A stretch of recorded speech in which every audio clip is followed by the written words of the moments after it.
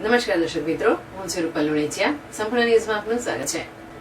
બનાસકાંઠા જિલ્લાના સરહદી વાવ અને સુઈગામ તાલુકાના 32 જેટલા ગામોના ખેડૂતોને અનકમાન્ડ એરિયામાં આવતા હોય નવીન કેનાલ માટેની રજૂઆત કરાઈ. ઝુંબેશના ભાગરૂપે 1.5 વર્ષ અગાઉ દેવપુરાથી સુઈગામ સુધીની નવીન બ્રાન્ચ કેનાલની મુખ્યમંત્રીએ મંજૂરી આપ્યા બાદ ભાજપ અને કોંગ્રેસના નેતાઓએ કેનાલ મંજૂર કરાવવાનો જશ ખાટવા માટે સોશિયલ મીડિયા અને જાહેર કાર્યક્રમોમાં મોટા ઉપાડે જાહેરાતો કરી આક્ષેપ પ્રતિ આક્ષેપો કર્યા હતા. બાદ 100 કરોડ ઉપરાંતના ખર્ચે નવીન કેનાલ બનાવવાની કામગીરી પણ શરૂ કરાઈ હતી, જેમાં ખેડૂતોને કોઈ જાતનું વળતર આપ્યું ન હોવા છતાં ખેડૂતોએ કેનાલનું કામ કરાવવા દીધું હતું.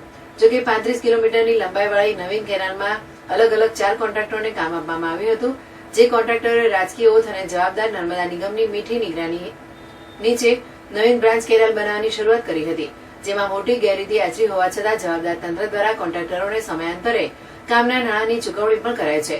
જોકે પાપ છાપરે જડીને પોકારે તેમ ખરાબ કામગીરીના કારણે કેટલી જગ્યાએ કેનાલોમાં તિરાડો પડી ગઈ છે, કેટલી જગ્યાએ ધૂળ ઢેફા વાપરેલ કામમાં ગાબડા પડી જતા કેનાલ તૂટી ગઈ છે, જ્યાં સાંધા મારી ઉપર કલરપટ્ટા મારવામાં આવ્યા છે.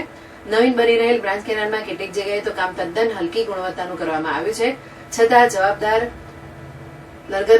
નર્મદા વિભાગ દ્વારા કોન્ટ્રાક્ટરોને છાવરવામાં આવી રહ્યા છે.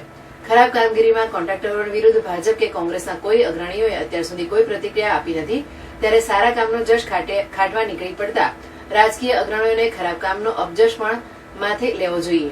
નવીન બની રહેલ બ્રાન્ચ કેનાલની ખરાબ કામગીરીના કારણે ગાબડા પડશે તો આખરે નુકસાનનો ભોગ ખેડૂતોને જ બનવાનો વારો આવશે. ત્યારે જ્યાં જ્યાં ખરાબ કેનાલ બની છે તે સ્થળોએ ખેડૂત અગ્રણીઓએ પણ સ્થળ તપાસ કરી ખરાબ કામને તોડાવી ફરીથી બનાવવા માટે કેમ્પેઈન ચલાવવી જોઈએ.